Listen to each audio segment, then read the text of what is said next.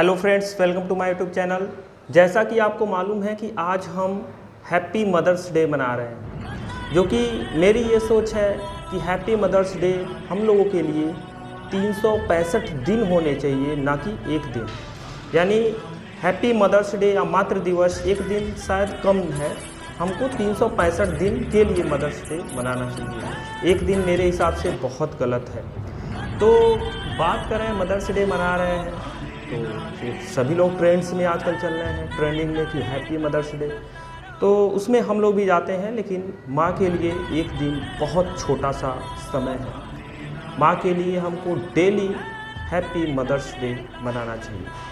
बात करते हैं तो एक शायरी याद आ गई, गौर फरमाइएगा कि पानी पीना है तो गिलास में पियो, बिस्लेरी बोतल में क्या रखा है। पानी पीना है तो गिलास में पियो, बिस्लेरी बोतल में क्या रखा है। और प्रेम करना है तो माता पिता से करो, इन लड़कियों में क्या रखा है। नज़रअंदाज मत कीजिएगा, इस पे ध्यान नहीं देना है। कहने का मतलब है कि हर दिन आप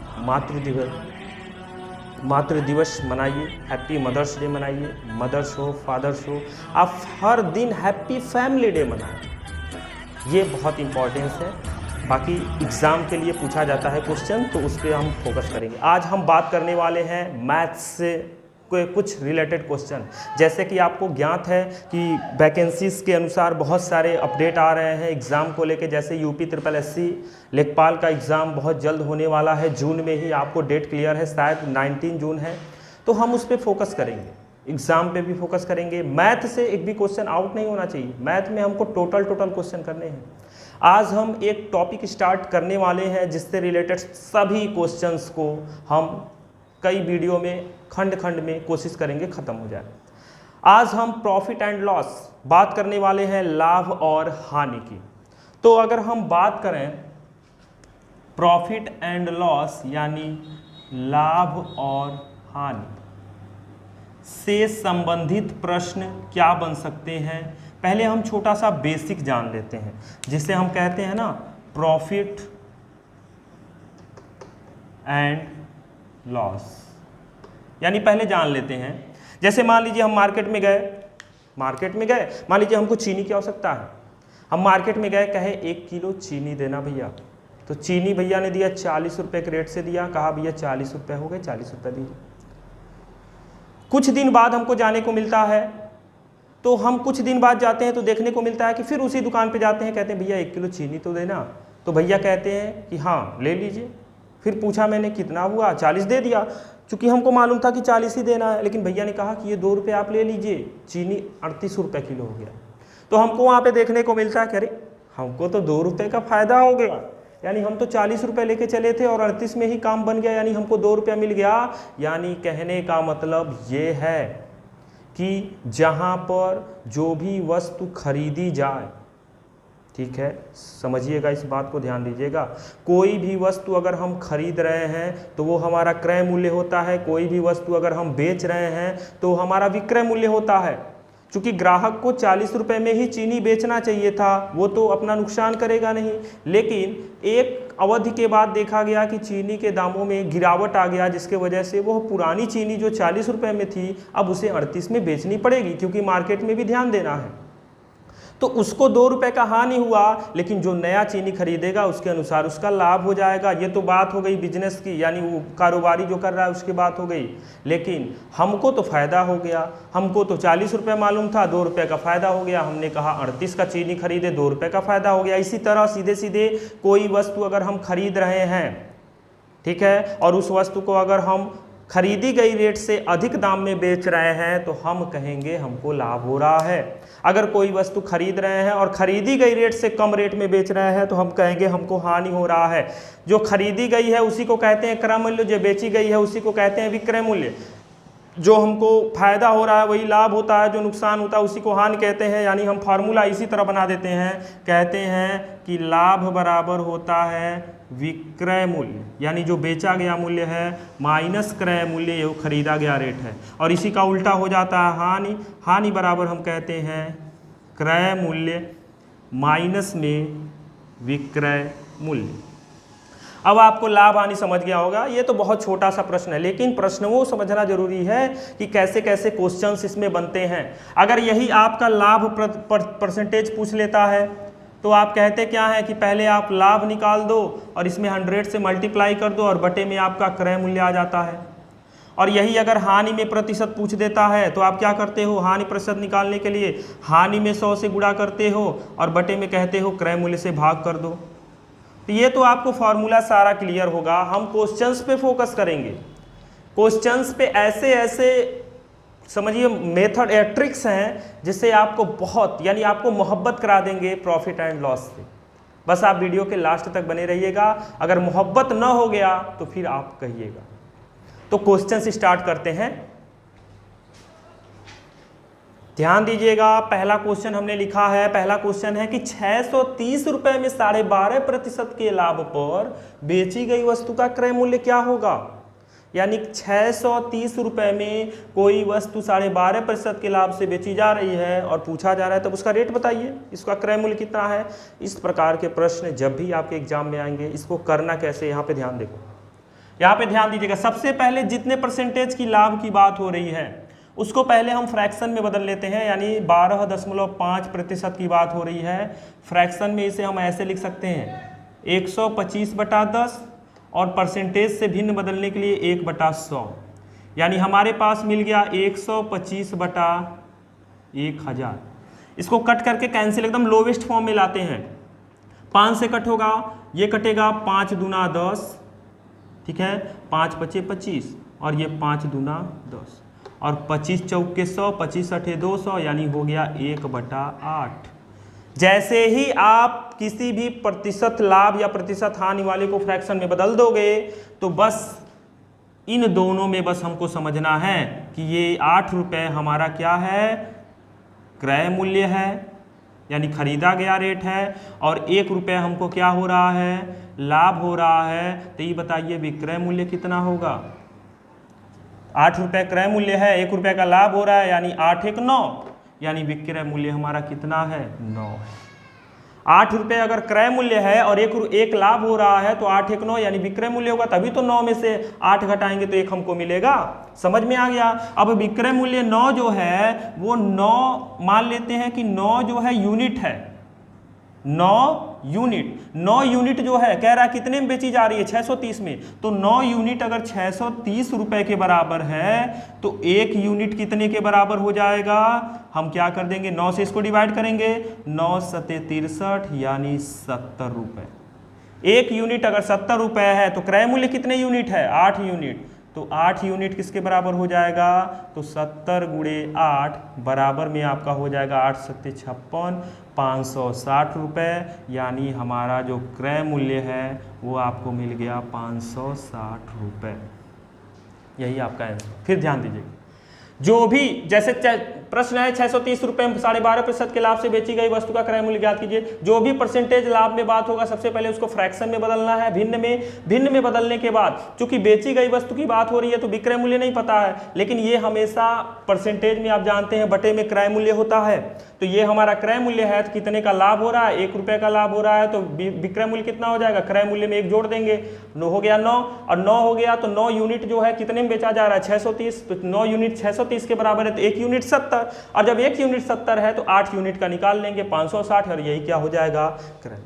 पसंद आया तो आप चैनल को सब्सक्राइब कीजिए, लाइक कीजिए, शेयर कीजिए। अब देखिए सेम ऐसे ही सेकंड क्वेश्चन, एक क्वेश्चन और देख लेते हैं। यहाँ पे ध्यान दीजिएगा, इसे आप जल्दी से करें, करके अगर कमेंट में बताते हैं तो बहुत बेस्ट रहेगा, नहीं कमेंट में बता रहे तो यहाँ ध्यान दीजिए। यहाँ देखिए फिर परसेंटेज के लाभ की बात हो रही है, लाभ की बात हो रही है तो फिर बदलो। 16 सही 2/3% को अगर हम बदलते हैं तो यहाँ पे ध्यान देना, 16 3 48, 2 50/3%, और प्रतिशत से भिन्न बदलने के लिए 1/100 आपको मालूम है।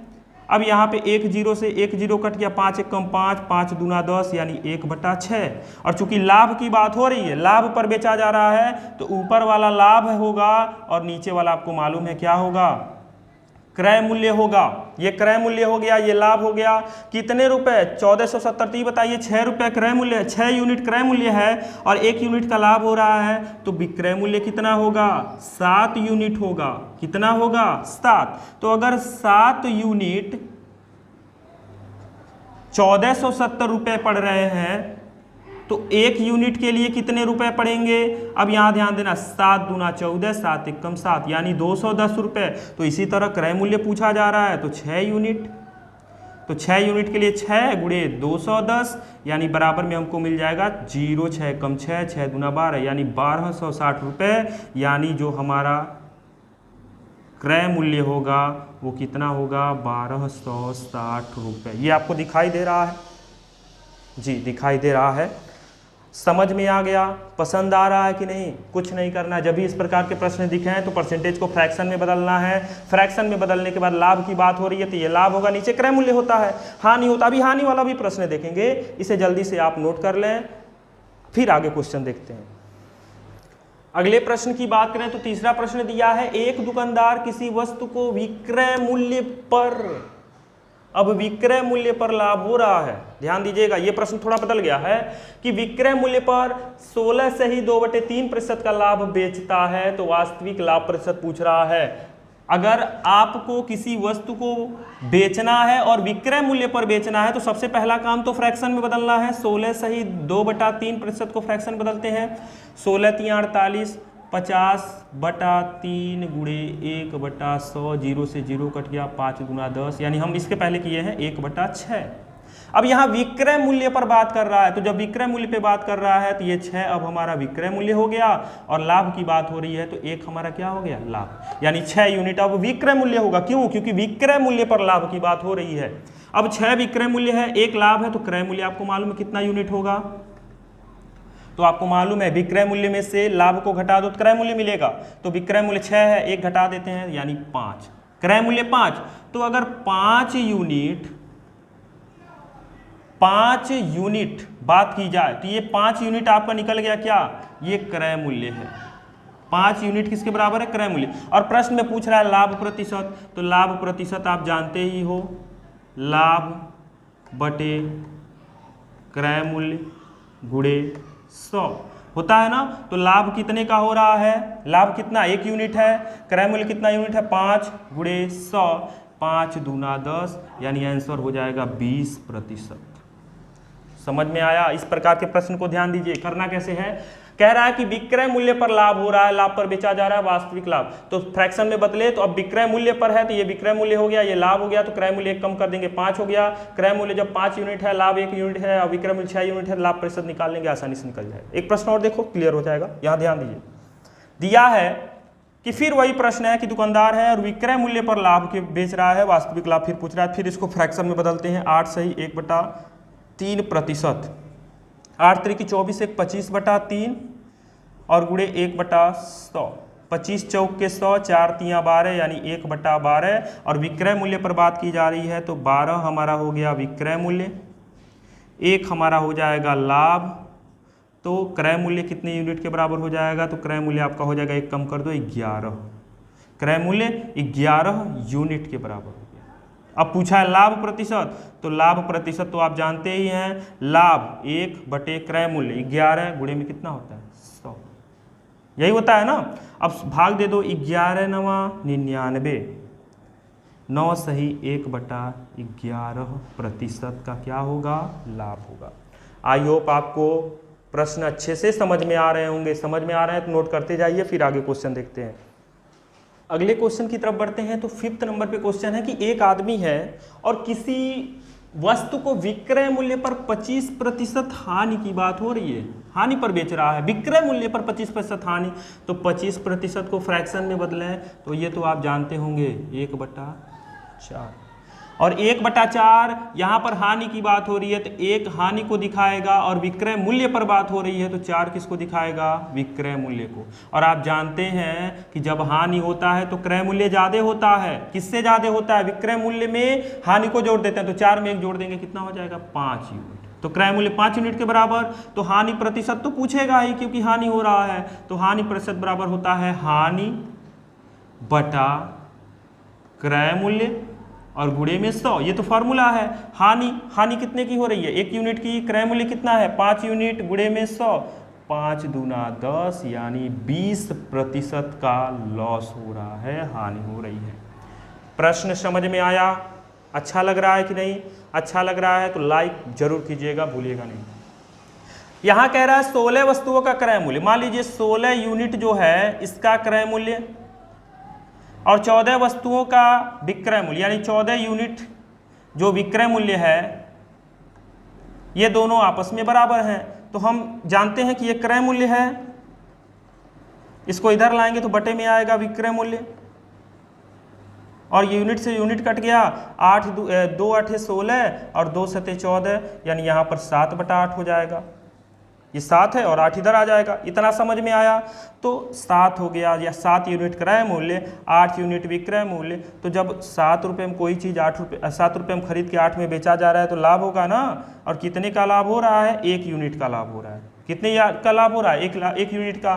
तो लाभ प्रतिशत होगा, क्या होगा? लाभ प्रतिशत। फॉर्मूला क्या होता है? लाभ बटे में क्रय मूल्य कितना है? 7 और गुणे में 100, यानी 100/7। बदल दो तुरंत, 7 एकम 7, 3 0, 7 चौक 28, यानी 14 सही 2/7 का क्या होगा?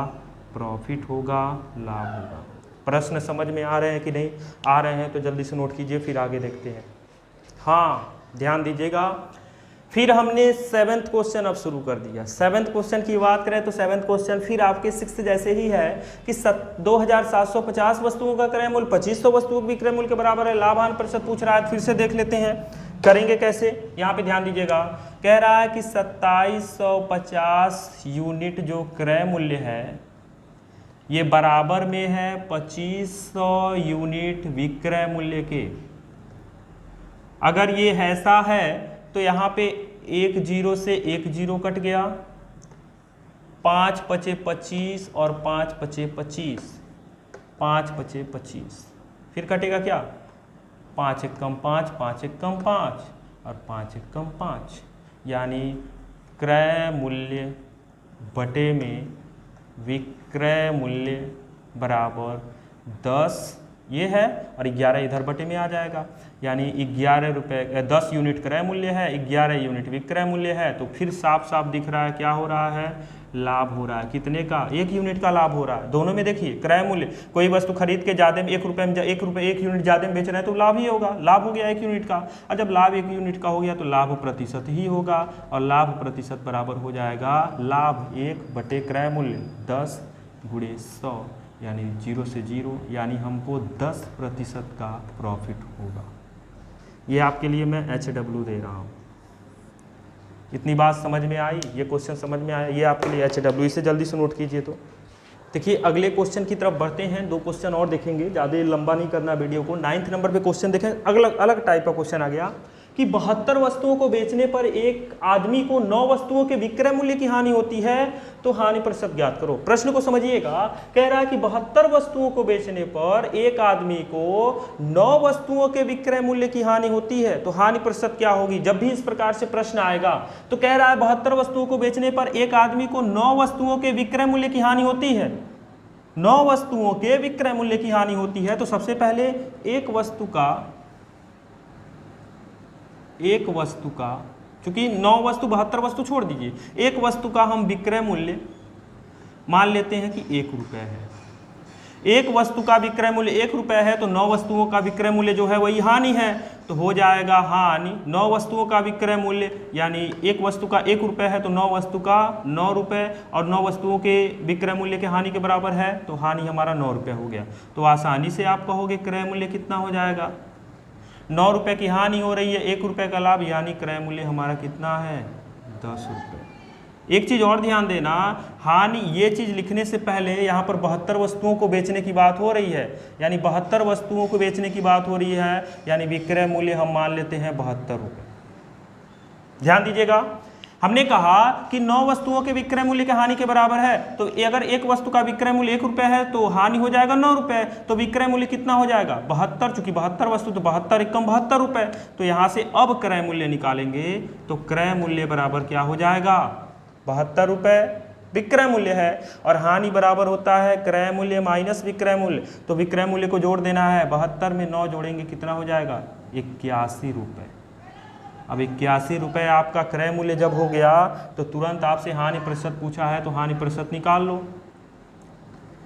हानि बटा क्रय मूल्य और गुणे में 100, 9 9 81, 9 से भाग दोगे तो हो जाएगा 9 एकम 9, 9 एकम 9, 11 सही 1/9% का क्या होगा, लॉस। समझ में आया? नहीं समझ में आया तो एक बार इस पे भी ध्यान दो। अब ये देखो 9 वस्तुओं के विक्रय मूल्य के लाभ होता है, 9 वस्तुओं के विक्रय मूल्य का लाभ होता है। अब यहाँ पे देना, यहाँ पे कह रहा है 9 वस्तुओं के विक्रय मूल्य की हानि होती है, तो यहाँ पे हानि 9 वस्तु यानी 9 रुपये मान लिए। फिर यहाँ पे ऐसे प्रश्न को करने के लिए हम ऐसे लिखेंगे, एक वस्तु का विक्रय मूल्य अगर 1 रुपया है तो 9 वस्तुओं के विक्रय मूल्य का लाभ हो रहा है, तो लाभ बराबर, जब एक वस्तु का विक्रय मूल्य 1 रुपया है तो लाभ जो होगा वो 9 वस्तुओं की बात हो रही है, 9 वस्तुओं के विक्रय मूल्य पर लाभ हो रही है, यानी 9 रुपये लाभ होगा। और चूंकि वस्तु जो है कितने रुपए में कितने वस्तुओं को बेचा जा रहा है, 72 वस्तुओं को, तो विक्रय मूल्य हमारा जब एक वस्तु के लिए 1 रुपया है तो 72 वस्तु के लिए कितने रुपए हो जाएगा, 72 रुपये हो जाएगा। इतनी बात समझ में आई? लाभ विक्रय मूल्य मिल गया तो क्रय मूल्य आपको मालूम है, विक्रय मूल्य माइनस क्रय मूल्य लाभ होता है ना, तो 72 में से ही 9 घटा देंगे, 2 इधर से घट गया 7 यानी 63 रुपये। 63 रुपये क्रय मूल्य हो गया, तभी तो 63 में 63 में आप 9 जोड़ोगे तभी तो आपको 72 मिलेगा। अब यहाँ पे लाभ प्रतिशत पूछा, चूंकि लाभ हो ही रहा है तो लाभ प्रतिशत बराबर हो जाएगा लाभ बटे में क्रय मूल्य और गुणे 100, 9 सते 63, 7 एकम 7, 3 7 चौक 28, 14 सही 2/7 का क्या होगा, परसेंटेज प्रॉफिट में होगा। ये थे हम कुछ इंपॉर्टेंट क्वेश्चन अभी देखें। अभी प्रॉफिट लॉस बहुत लंबा तक चलेगा, लाभ हानि का ये सीरीज बहुत लंबे समय तक चलेगा। अभी केवल आज हम 10 प्रश्नों को देखे हैं। ऐसे ही आप चैनल को सब्सक्राइब करके रखें, बेल आइकॉन्स पे क्लिक करें, ताकि जैसे ही ये सीरीज बढ़ती जाए मैथ की, आप तक आसानी से वीडियो आए और आपके सामने जब ये प्रश्न आए तो आप चुटकी में इस प्रश्न को सॉल्व कर दो। आई होप आपको समझ में आया होगा। वीडियो के लास्ट तक बने रहने के लिए आपका धन्यवाद।